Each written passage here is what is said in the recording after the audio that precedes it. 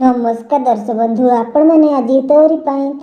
CLT देखा पाइबे तो जति बड़े कामिनी देखते प्रॉपर्टी पेपर को से बड़े कामिनी पूरा पूरी आश्चर्य हो जाती से बड़े जस्ता से पेपर को देखते से मन मन चिंता करटा केवल से रुही ही कम आमती कर ए प्रॉपर्टी को पाइबा यहाँ जीवन मारदेवाई चेष्टा करमती कहीके बटे मन मन चिंता करपटे जशोदा माँ बाटे जशोदा माँ कामिनी को कहते यहाँ आउ कहारी कम नुह यहाँ हूँ से रुहीर कम एमती कहीके बटे जशोदा माँ कहते एपटे कामिनी को बासे एपटे कामिनी जशोदा माँ ए सब कथा शुणिकी से पूरा पूरी आश्चर्य होती बड़े जशोदा माँ बहुत ही जोर से एपटे कामिनी रागी जाती कहते मो नातुणी विषय एमती कहवाई तुम साहस केमती है आ तुम एमती जहाँ भी सब कहूँ ना मुझ तुम ए सब कथार किसी भी विश्वास करबिनी आ मत तो यह लगुच से दुर्गा ही ए सब कर दुर्गा ही चिकी से ही ए प्रॉपर्टी को पाइबा ए सब नाटक करुँची एमती कहीके बड़े कामिनी कहते बस ये बटे हॉस्पिटल को राम एवं चिक्की आसिक से पहुंच जाते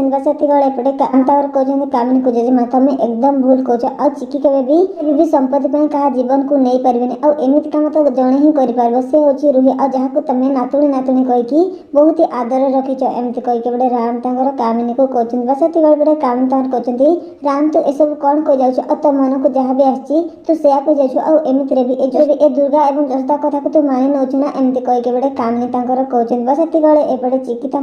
एपटे कामिनी सामना को कहते आज पर्यटन तुम सब बड़े धक्कार ही अच्छ आ तुमको सत लुचई रखा जाए तुम प्रकृत में सत के जानापी चेष्टा कर प्रकृत में रुही तुम प्रकृत सिया कि नुह एमती कहीके बटे कामिनी को कहते एपटे चिक्की बस ये एपटे राम कहते हाँ जेजेमा तुम एकदम आज पर्यंत सब बड़े धक्का खाइच आ सब बड़े मिछ को आदर ही नहीं एमती कहीके बड़े कामिनी को कहते राम बस ये बड़े कामिनी कहते हेले मत मैंने सत सत मत कह कौन तुम कहवाई चाहूच बस ये एपटे राम सब सत कथा कहीदे चिक्की ही प्रकृत सिया बोल तो कौन हम आग को आपण मान कौन लाच कौन एवं राम एसबू कथार कौन विश्वास जी कामिनी जब सतरे एवं कामिनी विश्वास करते राम और चिक्की कथा को ताले केमती लगे देखापी सीएलटी निहाती कमेंट बॉक्स लिखि जणाइवाई जमार भूलु ना आपको कौन हम जानवाई आम सहित एमती जोड़ी होकर रुहतु।